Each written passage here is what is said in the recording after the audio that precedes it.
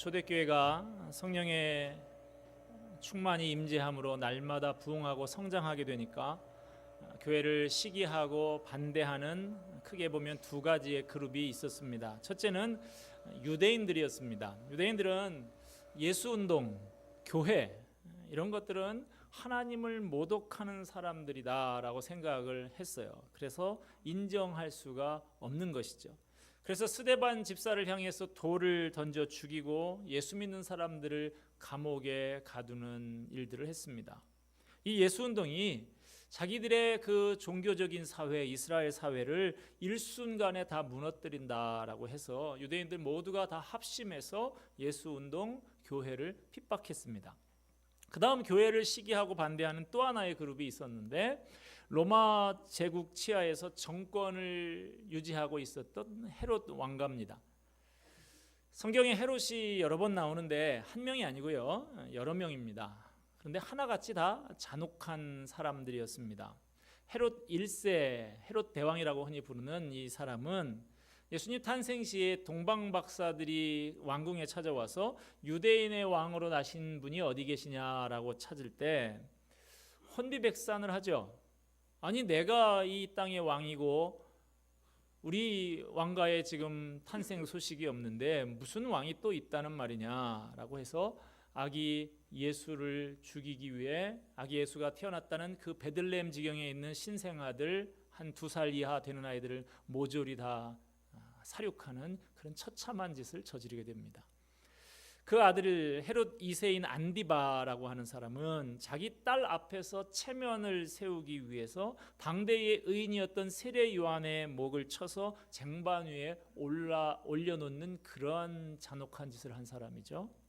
오늘 본문에 나오는 헤롯 3세, 헤롯 대왕의 손자가 되는 이 아그리빠라고 하는 헤롯 왕은 예수님 돌아가신 후에 37년부터 44년까지 약 7년 동안 유대 땅을 다스렸던 왕입니다.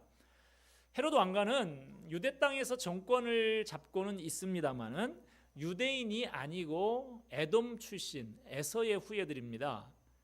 정통성이 없는 것이죠. 정통성이 없는 사람이 정권을 유지하려고 하다 보니까 어떻게 해야 되겠습니까? 두 가지 면에서 그 행위를 하는데, 한편으로는 자기에게 그 왕권을 유지시켜주고 임명시켜줬던 로마 황제에게 잘 보여서 인정을 받으려고 하고요. 또 다른 한편으로는 절대 다수를 차지하고 있는 유대 민중, 그들의 환심을 사려고 하는 이중 플레이를 합니다. 그래서 기독교인들을 미워하는 이 유대인들의 환심을 살려고 교회를 핍박하고 교회의 지도자들을 잡아 죽이는 일에 앞장을 섭니다. 헤롯 아그리빠가 먼저 교회 지도자였던 요한의 형 사도 야고보를 잡아 칼로 목베어 죽였습니다. 스데반 집사가 최초의 순교를 당한 이후에 이제 사도 중에서도 첫 순교자가 나오게 된 것이죠. 과거에 이 죽은 야고보와 요한 어머니 세베대의 부인인 살로메라고 알려진 이 여인이 예수님께 찾아와서 청탁을 하던 장면이 생각이 납니다. 예수님, 나중에 예수님께서 높은 자리에 오르시거든 우리 두 아들 야고보와 요한을 하나는 예수님 오른편에 하나는 예수님 왼편에 그렇게 한 자리씩 좀 앉혀달라고 그렇게 청탁을 했어요. 그때 예수님이 하신 말씀이 뭐였습니까? 너희가 내가 마시는 잔을 마실 수 있느냐? 그때 야고보 이 형제들이 자신 있게 대답을 하죠. 예, 그렇게 할 수 있습니다. 그들은 아마 그때 그 예수님이 말씀하시는 잔이 포도주잔 정도 되는 것으로 생각을 했을 것 같습니다만은 예수님께서 말씀하신 잔은 고난의 잔이죠. 십자가였죠. 죽음의 잔이었습니다. 예수님은 야고보의 장례를 내다보시고 계셨던 것 같아요. 결국 야고보는 예수님 말씀하셨던 그대로 제자들 중에 가장 먼저 순교하게 되었습니다. 이후로 예수님의 제자 12명, 예수님을 팔았던 가룟 유다와 사도 요한을 제외한 나머지 사도들은 모두 다 순교의 길을 가게 되었습니다. 베드로와 안드레와 시몬은 십자가에서 죽었습니다. 베드로는 예수님처럼 내가 똑바로 매달려 죽을 수 있느냐 라고 해서 십자가에 거꾸로 매달려 죽었다라고 전해지고 있습니다. 안드레는 예수님과 같은 모양의 십자가에서 내가 감히 죽을 수 없다 해서 예수님은 똑바른 십자가에서 죽으셨지만 자기는 X자로 되어진 십자가에서 죽었다고 전해집니다. 마태는 칼에 죽었고요. 또 다른 야고보, 알페오의 아들 야고보는 톱에 켜서 죽음을 당했다고 합니다. 빌립은 참수형을 당했고 도마는 창에 찔려서 죽었고 바돌로메는 산채로 가죽이 벗겨져서 죽게 되었습니다. 이들은 이렇게 순교의 길을 갔지만 지금 모두 주님의 영광의 보좌 왼편과 오른편에 다 앉아서 면류관을 쓰고 다스리고 있을 것입니다. 자, 헤롯이 이렇게 야고보의 목을 베었더니 유대인들이 반응이 어떤가 보니까 너무나 좋아하는 거예요. 그 유대인들은 이 기독교인들은 미워는 해도 힘이 없으니까 죽이지 못했는데 헤롯이 그 대행인을 해주고 있는 것이죠. 이렇게 유대인들의 환심을 사고 유대인들이 좋아하는 것을 본 헤롯 아그리빠가 이참에 인기를 더 높여보자. 예수님의 제자들을 다 죽이기로 결심을 합니다. 그래서 교회의 또 다른 대표적인 지도자인 베드로를 죽이려고 잡아다가 옥에 가둡니다. 초대교회가 마침내 큰 위기를 경험하게 되는 것이죠. 베드로가 감옥에 갇힌 게 이번이 처음이 아니죠. 세 번째입니다. 첫 번째는 잡혔다가 그 다음 날 바로 방면을 받게 되었고, 두 번째는 잡혔다가 천사의 도움으로 그 다음 날 풀려났어요. 그런 전력이 있는 베드로였기 때문에 헤롯은 베드로를 바로 처형하고 싶었습니다마는 때가 마침 유대인의 명절인 유월절 기간이었기 때문에 명절이 끝나기를 기다리며 감옥에다가 가둬두었습니다. 오늘 본문 6절에 보면 베드로가 감옥에 갇혔는데 도망가지 못하도록 양쪽 손발을 쇠사슬로 묶고 그것도 안심이 안 돼서 그 바로 옆에다가 군인들 2명을 같이 그 감옥 안에다가 같이 집어넣어 놓습니다. 좌우에서 지키고요. 또 문 밖에서 또 건너편 문 밖에서 2명, 도합 4명이 한조가 되어서 4개 조나 편성을 해서 밤낮 없이 이 베드로를 지킵니다. 그런데 내일이면 처형을 당하기로 되어 있는 바로 그날 밤에 감옥에 갇힌 베드로를 한번 우리가 본문을 통해서 보면 깊이 자고 있습니다. 얼마나 고나게 잠이 들었는지 천사가 와서 깨워도 일어나지를 않아요. 그래서 천사가 옆구리를 막 찔러서 일어나 이렇게 해가지고 깨우는 모습을 볼 수가 있습니다. 하나님께서 베드로를 결박하고 있던 쇠사슬을 벗겨주시고 간수들의 눈과 귀를 가리셔서 간수들이 전혀 깨닫지 못하게 감옥을 나가는 그런 신비한 일이 벌어지는데도 베드로는 얼마나 깊이 잠들었는지 아직도 잠이 덜 깨가지고 이것이 환상인가 생신가 그렇게 생각을 하다가 길거리에 나와서 천사가 떠나고 나서 혼자 남고 나서야 정신이 듭니다. 그래서 진짜 내가 옥에서 풀려났구나 할 정도로 이렇게 깊은 잠에 들었던 것이죠. 여러분 생각해 보십시오.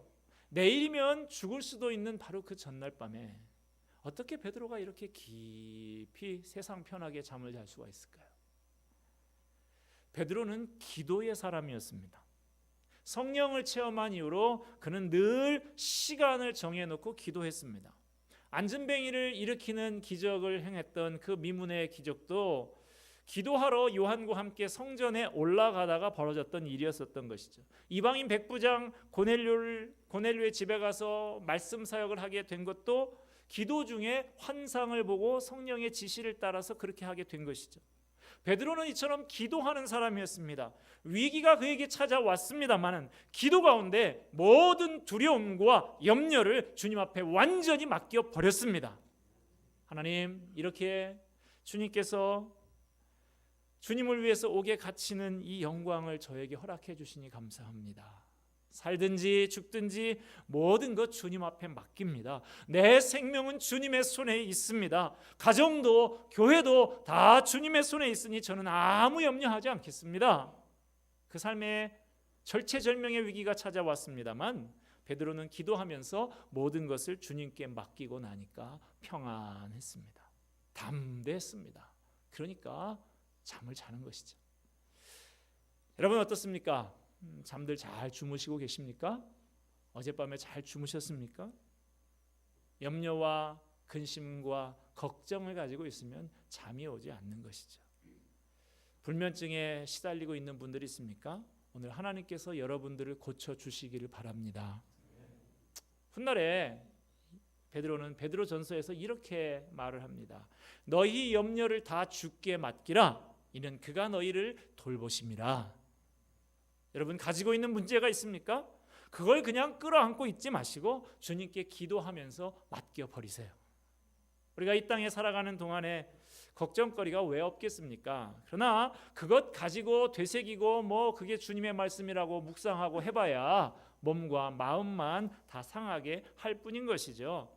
이 시간도 살아계셔서 우리를 돌보시는 주님께 우리의 모든 염려를 다 맡겨버리고 평안히 잠을 이룰 수 있는 저와 여러분이 되기를 바랍니다. 자, 베드로는 이렇게 쿨쿨 잘 자고 있어요. 한편 교회는 어떨까요? 교회는 대표적인 지도자 야고보가 순교를 당하고 또 베드로는 옥에 갇히는, 그래서 이제 곧 죽을 것 같은 그런 위기를 맞아서 간절히 하나님께 기도를 하고 있습니다.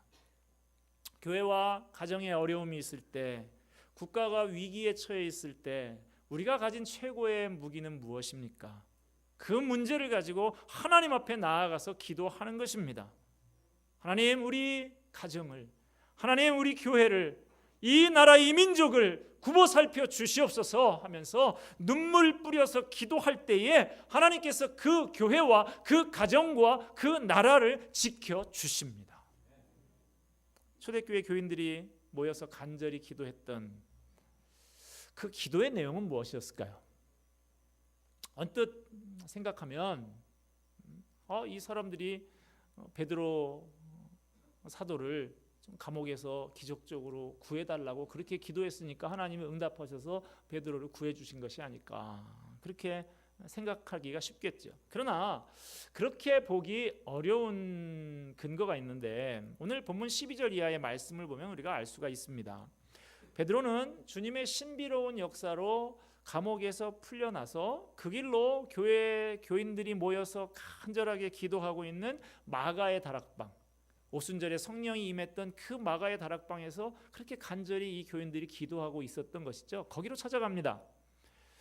가서 문을 두드립니다. 그랬더니 여자아이 하나가 그 소리를 듣고 나와서 보니까 베드로 사도가 떡하니 서 있는 거예요.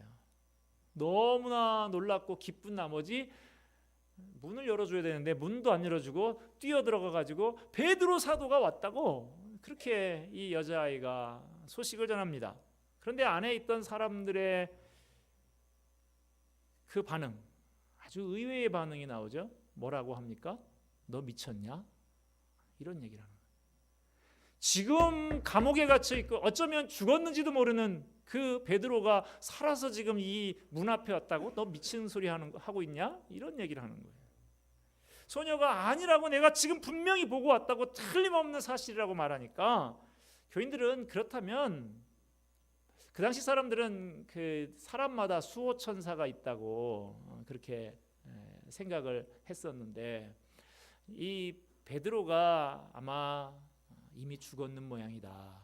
그래서 베드로의 그 수호천사가 우리에게 이제 기도 그만해도 되겠다 해서 알려주러 왔는 모양이다. 너 그 베드로의 수호천사를 본 모양이구나, 이렇게 생각을 하는 것이죠. 그런데도 그렇게 이야기를 하고 있는데 밖에서 베드로가 계속해서 문을 두드리니까 나가보니까 베드로였다라고 하는 것이죠. 여러분, 이 사건은 무엇을 말해주고 있습니까? 교회가 베드로를 위해서 기도했지만 기도하던 교인들 중에 베드로가 그 철통 같은 경비를 뚫고 살아나올 거라고 생각하는 교인이 하나도 없었다, 그런 것입니까? 흔히 그렇게들 해석을 합니다. 교인들이 입으로는 베드로를 구해달라고 그렇게 기도하면서도 정작 그 기도가 응답될 줄로 생각한 사람은 아무도 없었다고, 그렇게 적은 믿음, 그 불신자와 같은 그런 수준의 믿음을 갖고 있었지만 그래도 하나님께서 응답해 주셨다, 믿음 적어도 기도해라, 이런 식으로 목사님들이 많이 가르쳐 왔어요.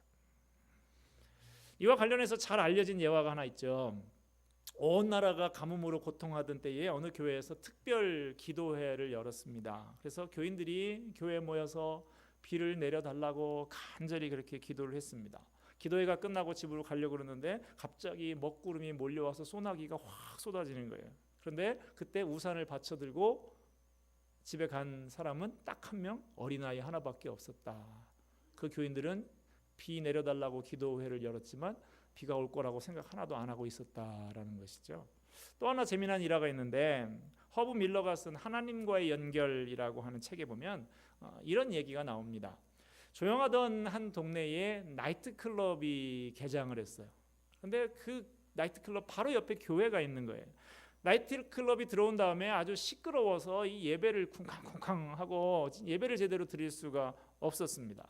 몇 번 이야기를 해도 그 좀 볼륨을 좀 낮춰달라 그렇게 해도 듣지를 않으니까 교인들이 모여서 작정 기도를 합니다. 저 나이트클럽 하나님 망하게 해주셔서 떠나게 하시든지 아니면 불심판을 내려서 저것들 좀 어떻게 해주십시오. 그렇게 기도를 했어요. 그러던 얼마 후에 소나기가 막 쏟아지더니 천둥 번개가 치고 그 나이트클럽에 정확하게 벼락이 떨어져서 불이 났습니다. 그러니까 이 나이트클럽 주인이 이 법원에다가 이 교회를 상대로 고소를 했어요. 교회가 불로 심판해달라고 기도를 해서 우리 나이트클럽에 불이 났으니까 손해배상을 해라. 그래서 판사가 양측 대표를 부릅니다. 판사가 나이트클럽 주인한테 물어요. 교회가 기도해서 나이트클럽에 불이 났다고 생각을 하십니까? 예, 그럼요. 저 사람들이 기도하니까 불이 났죠. 그럼 판사가 교회 대표한테 묻습니다. 교회가 기도해서 나이트클럽에 불이 난 것이 맞습니까? 그랬더니 에이, 그럴 리가요. 뭐 아무리 기도한다고 다 이루어집니까? 여러분 어떻게 생각하십니까? 나이트클럽 주인이 훨씬 더 믿음이 좋은 것 같은 생각도 들어요. 오늘 본문도 이런 식으로 해석을 하는 것입니다. 교인들이 입으로는 베드로를 구해달라고 기도하면서도 정작 그 기도가 응답될 줄로 생각한 사람은 아무도 없었다. 그러나 이러한 해석은 그간에 가진 박해 속에서 생명을 걸고 주님을 따르던 이 초대교인들을 좀 너무 낮춰보고 너무 무시하는 해석이 아닌가라는 생각이 듭니다.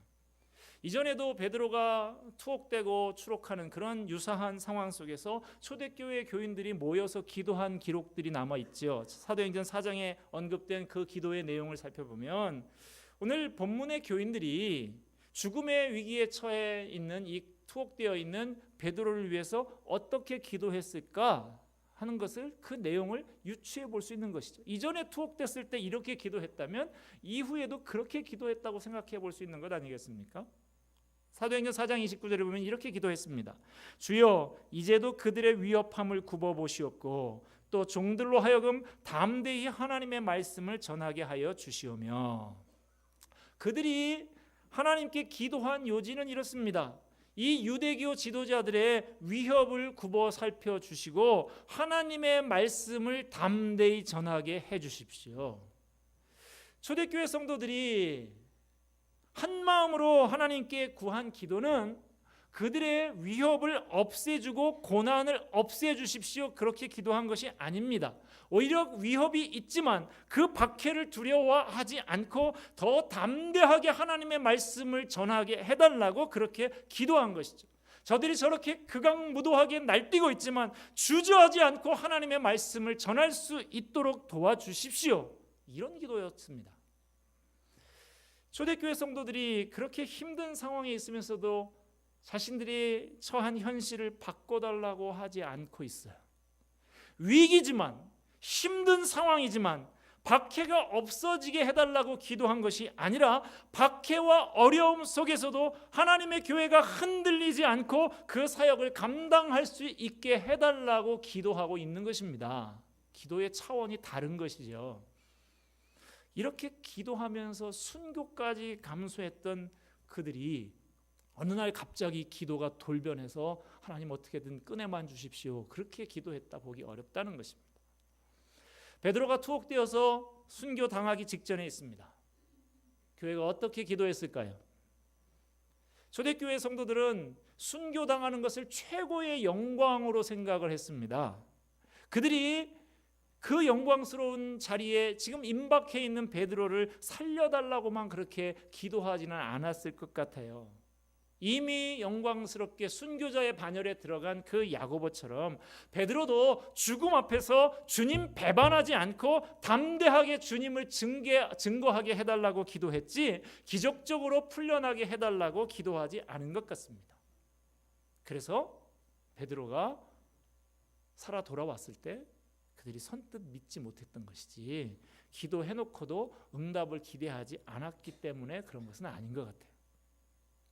참수형을 당하는 거기에서 살려달라고 기도하지 않기는 이 당사자 베드로도 마찬가지였던 것 같습니다. 그래서 비록 오늘 밤을 지나면 내가 참수형을 당하겠지만 그래도 부활이요 생명 되신 주님께서 나를 영원한 나라로 인도해 주실 것을 믿고 평안히 잠들 수가 있었고, 그러니까 감옥에서 풀려나고도 꿈인지 현실인지 의아해했던 것이죠. 그것 가지고 기도한 적이 없으니까. 그러나 하나님의 생각은 그들과 달랐습니다. 놀라운 일이 일어납니다. 베드로 자신도 믿지 못할 만한 일이 일어나고 말았습니다. 하나님께서는요, 우리가 기도한 그대로만 응답하시는 하나님이 아니십니다. 우리가 구하고 기대한 그것을 훨씬 뛰어넘는 하나님이신 줄로 믿으시기를 바랍니다. 여러분, 한 가지 의문이 드는 것은 하나님께서 이 야고보와 베드로, 죽은 야고보와 베드로가 똑같이 동기동창 아닙니까? 예수님께서 같이 한날 한시의 제자로 부른 사람이에요. 똑같이 예수님의 부활을 목격했고 똑같이 예루살렘 교회의 지도자가 되어서 그 목회를 하고 있었던 이 사도들입니다. 그런데 하나님께서 왜 야고보는 순교하도록 그냥 내버려 두시고 베드로는 극적으로 구출해 주셨을까요? 베드로를 이렇게 극적으로 구출하실 수 있는 하나님이라고 하면 야고보도 충분히 구출하실 수 있었을 텐데, 우리의 짧은 머리를 가지고 그 하나님의 생각을 다 헤아릴 수는 물론 없지요. 그러나 분명한 것은 살아난다고 해서 다 복이고 죽는다고 해서 다 저주는 아니다라고 하는 사실입니다. 그것은 세상적인 기준이지 하나님의 편에서 보면 그렇지 않을 수 있어요. 죄악이 판을 치는 이 세상에서 고통 속에서 사는 것보다 하나님의 영광의 보좌 앞에 가서 영원한 안식을 누리는 것이 개인적으로는 훨씬 좋다. 사도 바울이 그렇게 말하고 있지 않습니까? 그러나 왜 내가 여기에 살아있다고 합니까? 하나님께서 내가 감당해야 할 사명이 아직 남아있기 때문에 내 개인적으로는 빨리 죽어서 천국 가고 싶지만 하나님께서 나를 이 사명 감당하라고 나를 여기 남겨두시니 나는 여기서 살아서 이 사명 감당해야만 한다 라고 그렇게 바울이 말했던 것처럼 우리가 이 베드로를 살려놓으신 이유를 그렇게 해석할 수 있을 것 같습니다. 베드로를 죽음 가운데서 극적으로 건져내신 것은 아직 베드로를 통해서 이루실 하나님의 사명이 있기 때문입니다.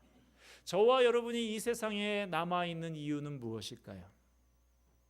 아직 더 깎여지고 다듬어지고 성숙해야 할 부분들이 있어서 그렇기 때문이기도 할 것이고, 또 하나 그 과정을 통해서 하나님이 나를 사용해서 이루실 역사와 사명이 있기 때문에 나를 아직 불러가지 않으시고 이 세상에 남겨놓으신 것입니다.